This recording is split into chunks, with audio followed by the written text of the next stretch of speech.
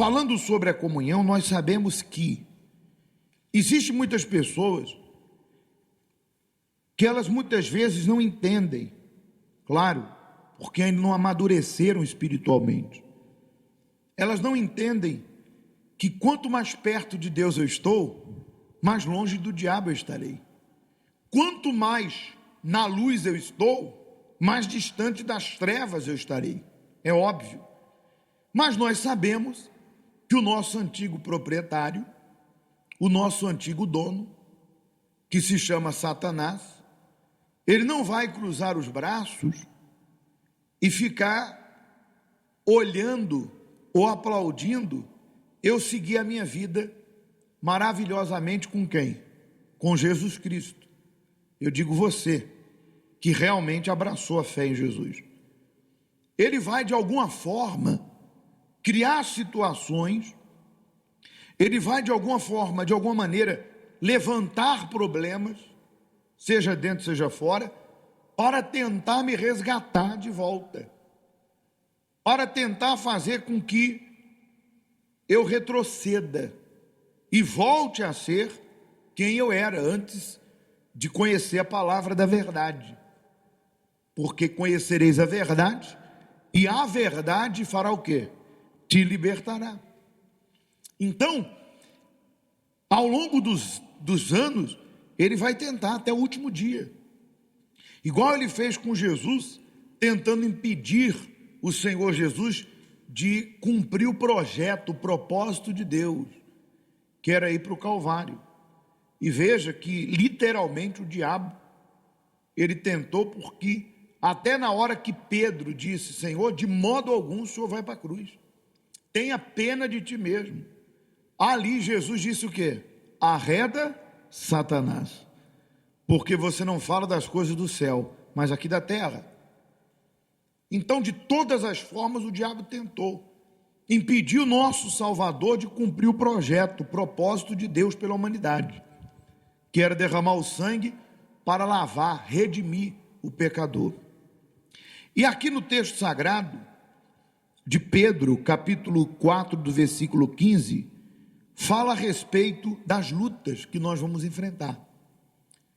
E aqui diz o seguinte: que nenhum de vós padeça como homicida, ou ladrão, ou malfeitor, ou como quem se intromete em negócios alheios, mas se padece, quando fala padecer, lutas, se padece como cristão, não se envergonhe, antes glorifique a Deus nesta parte, porque já é tempo que começa o julgamento pela casa de Deus.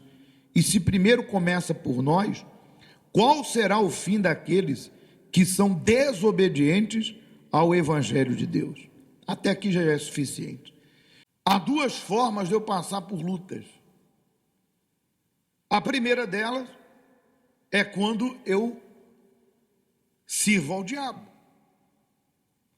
É óbvio que eu não posso esperar viver na desobediência e colher o fruto da obediência.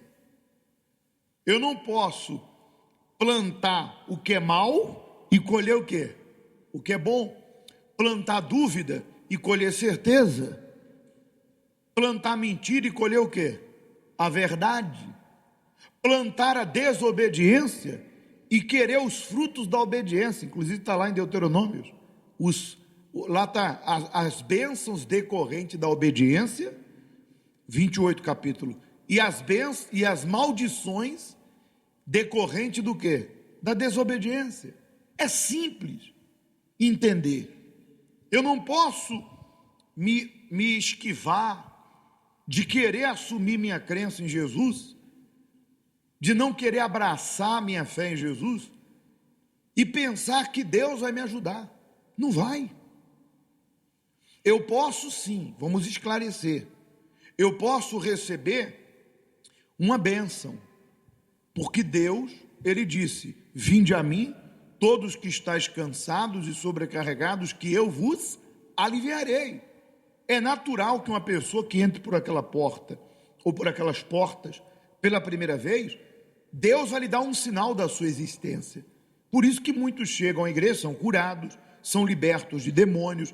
A gente faz oração, Deus responde na família, no dinheiro, abre uma porta. Mas depois que Deus dá um sinal para aquela pessoa, do seguinte: olha, eu estou aqui, eu sou Deus, porque isso aconteceu comigo.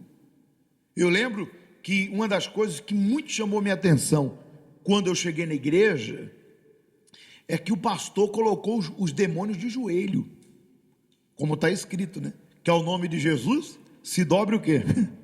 Todo o joelho. E ele colocou, um dos demônios que ele colocou, que não vale a pena falar o nome, era o demônio que nós buscávamos a ajuda, eu digo minha mãe e eu, porque ela frequentava e nos levava, na bruxaria. E eu vi aquele demônio de joelho, andando de joelho, confessando a derrota. E eu lembro muito bem lá na bruxaria que ele não fazia isso. Na bruxaria ele dançava com a faca na boca, rodava, dava gargalhada, as pessoas batiam cabeça. Ele na bruxaria, ele tinha uma autoridade, colocava terror, era o todo-poderoso. E ali eu vi que ele não era nada. Eu falei: Jesus está onde? Jesus está aqui. Porque para esse demônio que eu conheço dobrar o joelho e falar que é um derrotado, realmente Jesus Cristo está aqui. Então eu tive um encontro com Jesus, uma experiência com o poder de quem? De Deus. Então o que Deus esperava de mim naquela ocasião? Que eu me entregasse, que foi o que eu fiz. Na primeira vez que o pastor falou do batismo, eu não pensei duas vezes. Eu sepultei a velha criatura, tem que nascer da água, para depois nascer do Espírito. E eu aceitei Jesus Cristo como Senhor e Salvador da minha vida, e decidi segui-lo. Quando o pastor falou da fidelidade a Deus, que acabamos de falar, eu não pensei duas vezes. Mesmo não tendo, eu criei na promessa. E eu comecei a obedecer. E é natural, o pastor falou do jejum, que era importantíssimo para você vencer sua carne, o pecado, as lutas. E aí por diante, eu fui engatinhando na fé. Mas tudo que eu aprendia, eu colocava em quê? Em prática. E aí eu comecei a ser perseguido. Só que o Espírito Santo, que ensinará todas as coisas, ele esclareceu que quando nós saímos da mão do diabo e passamos a estar na mão de Deus, o diabo vai tentar nos pegar de volta. Então começou a vir lutas dentro de casa, os amigos começaram a desprezar, a fazer zombar. Minha mãe, que ainda não estava na igreja convertida, não tinha se entregue para Jesus, era uma pessoa extremamente endemoniada, falava mal, lá, dizia: você vai nesse lugar, está piorando tudo. Mas aquelas lutas que surgiram, problemas, perseguição, desprezo, não era porque eu estava no pecado, é porque eu estava na mão de quem? De Deus. Então aquilo fazia parte do processo, para que eu tivesse experiências com Deus, porque lá na frente eu poderia dizer para quem está começando: olha, eu passei por isso e venci, olha, eu fiz isso aí e venci. Mas eu tinha consciência que aquele problema, aquelas lutas, aquelas dificuldades, não era consequência de um erro, não era consequência da minha desobediência, aquilo fazia parte. Eu estava enfrentando lutas não como malfeitor, mentiroso. Eu não estava enfrentando lutas porque eu estava dentro da igreja de falsidade, enganando a mim mesmo, prometendo e não cumprindo, andando na sujeira, na impureza. Não, eu estava sendo perseguido porque o diabo sabia que a promessa de Deus ia se cumprir na minha vida, tanto a promessa da salvação quanto a promessa das bênçãos de Deus. Então ele estava tentando me convencer do seguinte: ó, você se entregou para Deus, piorou, não tem como piorar. Olha, você começou a fazer a coisa certa, está dando tudo errado, mas não tem como dar errado. Aquela tempestade, eu sabia que Jesus estava comigo no barco. Agora, nessa palavra que nós acabamos de ler, diz que se alguém está a sofrer, que não seja como malfeitor, que mais? Ladrão, quem se mete em coisas erradas, negócios alheios. Se sofre perseguições, como cristão, não se envergonhe, antes glorifique a Deus. Responda aí para você. Você tem enfrentado lutas, todo mundo tem. Mas você está enfrentando lutas porque você está agradando a Deus? Fazendo a vontade dele? Sim, pastor. Então, você está triste por quê? Porque depois da tempestade vem a bonança, vem as vitórias. Você está triste por quê? A Bíblia diz que Deus mandou um profeta até o rei Asa, até o rei Ezequias, para que ele viesse consertar tudo que estava errado. Depois em casa você lê, não abra não, eu vou ler, só preste atenção. Para que ele consertasse tudo que estava errado em Israel. Então o que o rei Ezequias fez? Ele purificou o templo, ele restabeleceu os cultos, trouxe de volta os levitas, limpou a casa de Deus que estava em ruínas, abandonada, restabeleceu o culto a Deus, ele fez uma reforma, tirou toda a idolatria, todo o pecado. Se você pegar o capítulo 30 de 2 Crônica, você vai ver o que esse homem fez. Ele decidiu se entregar para Deus e colocar a nação de Israel dentro da vontade de Deus, porque o rei anterior havia se desviado de Deus. Já não havia culto, os levitas foram expulsos do templo, o templo foi fechado, já não havia temor, não havia respeito a Deus. E o que esse rei fez? Ele decidiu tirar a idolatria, o pecado, restabelecer o culto, ou seja, é o nosso relacionamento com Deus que vai marcar a diferença. E o que aconteceu depois que ele fez tudo isso? Se esperaria que acontecesse coisas boas. Mas quando nós pegamos o texto, diz aqui, depois destas coisas, que coisas? Da entrega dele. E aqui diz, e desta verdade veio Senaqueribe, rei da Síria, e entrou em Judá, e acampou-se contra as cidades fortificadas, e intentou apoderar-se dela. Vendo, pois, Ezequias, que Senaqueribe vinha, e que estava resolvido contra Jerusalém, teve conselho com seus príncipes e seus homens valentes, para que se tapasse as fontes de águas. Assim muitos povos se ajuntou e tapou todas as fontes. Ele animou e edificou todos os muros, pôs capitães, esforçou-se e disse, tende bom ânimo, não temais, não vos espantei, por causa do rei da Síria, nem tampouco por causa da multidão que está com ele, porque há um maior conosco do que ele. E aí, diz que Deus mandou um anjo que derrotou os inimigos. Mas o que nós queremos falar aqui é o seguinte, depois que ele se alinhou com Deus, depois que ele se consertou com Deus, veio uma grande luta, porque o inimigo que veio, o rei da Síria, era um inimigo impossível aos olhos humanos de destruir, porque era um exército muito grande. Num momento como esse, se a pessoa não está ligada a Deus, se ela não está fiel a Deus, ela começa a se questionar. Poxa, como nós já vimos isso. Pessoas dizerem, nos procurar e dizer, pastor, por que eu estou passando por isso? Por que eu estou passando por aquilo? Por que não está dando certo isso? Por que não está dando certo aquilo? Mas por que você está perguntando isso? Você não teria que resolver isso com Deus? Ou você não teria que estar resolvida com Deus? Porque olha a reação dele. Esforçai-vos, disse ele ao povo, tende bom ânimo, não temais, nem vos espanteis. Quem falou foi o rei. Por causa do rei da Síria, nem tampouco por causa da multidão que está com ele. Porque há um maior conosco do que com ele. Por que ele respondeu? Porque ele sabia onde que ele estava acertando, o que ele estava fazendo, o que ele fez para Deus. Ele sabia do seguinte: eu obedeci a Deus, eu removi o pecado, eu abri o templo, eu fiz a vontade de Deus, e eu não tenho dúvidas que Deus está se agradando de mim. E se Ele está se agradar de mim, Ele vai me dar vitória contra esses inimigos. Ninguém teve que ir lá dizer para ele: olha, confia.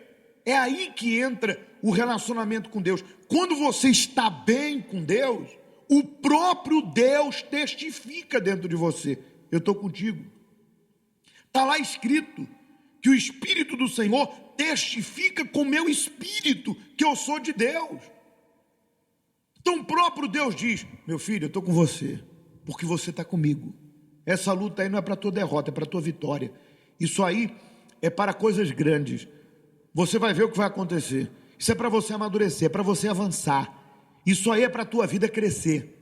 E a própria pessoa tem consciência disso, porque ela sabe: eu não estou sofrendo porque sou malfeitor, eu não estou passando por isso porque eu estou traindo Deus, eu não estou passando por isso porque eu dei as costas para Deus, eu não estou passando por isso porque eu estou fazendo a coisa errada, eu não estou aqui dentro de brincadeira, eu estou levando a coisa a sério. Deus está comigo, Ele vai me ajudar. Então a pessoa enfrenta de cabeça o quê? Erguida. Em momento algum ela questiona a sua fé. Será que eu tenho fé? Claro que eu tenho. Em momento algum ela questiona quem? Deus. Será que Deus está comigo? Onde é que eu estou errando? Porque se você tem questionado sua fé, Deus, em que você está errando? Porque você não está resolvido dentro de você. Repito, se eu sofro como malfeitor, ladrão, que se envolve com coisa errada, que faz o que não deve, o que eu tenho que fazer? Qual é a certeza que eu vou ter? Vai vir as lutas, qual o ânimo que eu vou ter? Só vai vir dúvida, gente. Porque dentro de mim eu sei que eu estou passando por isso, porque eu não estou agradando a Deus. Eu estou passando por isso porque minhas orações não chegam a Deus. Ou você não crê no que está escrito em Isaías 59? Hoje é uma reunião de ensinamento para conserto. Deus não apenas traz a palavra de ânimo, Ele exorta para que a gente possa mudar o rumo das coisas que estão indo erradas para o certo. Lá Isaías diz: a mão do Senhor não está encolhida, os olhos do Senhor não estão tapados, mas as vossas transgressões fazem separação entre vós e o vosso Deus, e os vossos pecados encobrem o rosto de vós, para que não vos ouça. Se não há resposta nas minhas orações, se não há uma mudança diante da situação que eu estou vivendo, eu tenho que fazer uma autoanálise, como nós fazemos na Santa Ceia, que você está a fazer agora, porque está escrito: examine-se o homem a si mesmo, depois coma e beba. Eu não posso dizer quem vai comer e beber e quem não vai comer e beber. É a própria criatura que tem que se avaliar, como você está se avaliar aí agora. E se eu sei que eu estou a sofrer porque eu estou sendo mal, porque estou fazendo a coisa errada, o que eu preciso fazer? Me humilhar diante de Deus e dizer: ó Senhor, eu reconheço que todos os fracassos que têm acontecido é porque minha casa não está na rocha. Eu não estou fazendo a coisa certa. Eu estou tentando vencer Satanás com as próprias armas dele. Eu estou me enganando. Ó Deus, me ajuda a mudar. Me ajuda a largar esse desejo, esse vício, essa fraqueza. Me ajuda a fazer o que tem que ser feito. Me ajuda a me separar daquilo que me separa do Senhor. Ao invés de você ficar se perguntando onde é que está o erro, o que falta, se você tem fé ou não, conserte-se com Deus. Porque não há como você dizer que está bem espiritualmente, que reteve, que reatou o teu relacionamento com Deus, e você não ter essa convicção que teve o rei. Que convicção? Esforçai-vos e tende ânimo, não temais, nem vos assustei por causa da multidão que está com ele, porque há um conosco maior do que ele. Isso é convicção. A fé é certeza do que se espera e convicção do que não se vê. Eu duvido, gente, que uma pessoa que está mal com Deus tenha essa convicção. mais é o que está comigo do que o que está contra mim. Entenda, chorar todo mundo chora. Aliás, até no choro está lá escrito que o Espírito Santo nos assiste em nossas fraquezas, que não oramos como convém, mas Ele nos ajuda. Eu não estou tirando sua humanidade. Nós choramos, o medo vem, a pressão vem, a ira vem, mas quando você está ligado à videira verdadeira, não tem como você não dar frutos, não tem como a sua reação não ser boa. Porque, venhamos e convenhamos, se a minha reação é igual a dos incrédulos, então, que proveito tem tido a palavra de Deus na minha vida? Que proveito tem tido a minha fé? Porque o incrédulo perde a cabeça, eu perco também. O incrédulo se desespera e faz besteira, eu faço o mesmo. O incrédulo olha para trás e desanima, eu também vou no mesmo caminho. Ué, cadê a diferença entre o justo e o perverso? Entre o que serve e o que não serve? Entenda, nós não somos super-homens, mas quando eu estou aliado a Deus, Deus me ajuda, o Espírito Santo me dirige, Deus está comigo, Ele me dá uma confiança, uma fé, uma força, que aquele que não tem aliança com Deus não tem não. Repito, se você está a sofrer por ser malfeitor, por não ter feito aliança com Deus, por estar a fazer as coisas erradas, repito, Deus está te chamando ao arrependimento, para que agora, nessa Santa Ceia, você decida agradá-lo. E aí, você agradando a Ele, pode vir o que vier. Você está certo, Deus está comigo, e eu vou vencer. Mas fulano, olha o que você está passando. Mais é quem está comigo do que quem está contra mim. Se Deus é por nós, quem será contra nós? Agora responda aí para a senhora e o senhor mesmo. Você está enfrentando situações difíceis. É porque você está servindo a Jesus e o diabo está com raiva de você e está tentando levantar problemas para te parar e ele sabe que não pode? Ou você está enfrentando lutas porque você está em falta com Deus? Só você pode responder isso. Amém? Por isso, se você deseja reatar seu relacionamento com Deus e ter a convicção que teve o rei Ezequias, fique de pé, por favor.